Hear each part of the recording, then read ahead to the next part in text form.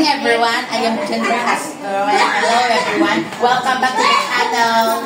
Today, I am Jennifer Castro. The interviews, the general coverage face-to-face 2025 special. I am Jennifer Castro, and today we're diving into something super important. The 2025 elections. I'll be sitting down with different candidates running for office to get to know them better and help you make informed decisions when you vote. These interviews aren't just about politics. They're about real people, real plans, and the future of our communities. So if you care about what's happening around you, hit that like button, subscribe, and let's get into it. Let's gather to interview the next candidates let's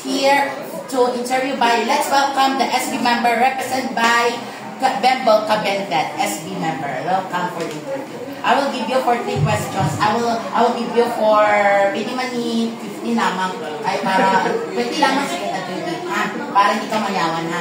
Okay. I will basahan ko ka 2 beses. Tapos 3 questions. So 3 questions is final. For 30 seconds ha. I will give you for questions ha. Okay. Question number 1. What inspired you to run for public office in 2025? What inspired you to run for public office in 2025? Timer starts now. Go. What inspired me to re-elect for this last term is the cause of the team, which is fight against corruption. The reason why I want to be re-elected because kinahanglan ko gid nga tapnagan or bantayan ang pondo kang banwa.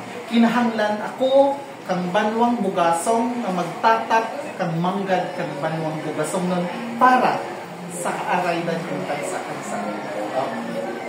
Question number 2. What are the top 3 priorities in your platform? What are the top 3 priorities in your platform? Starts now. 30 seconds. The 3 top priorities are, number 1, I was the committee chair for education since 2019, 2022, and if given a chance, I will be still want to handle the committee on education.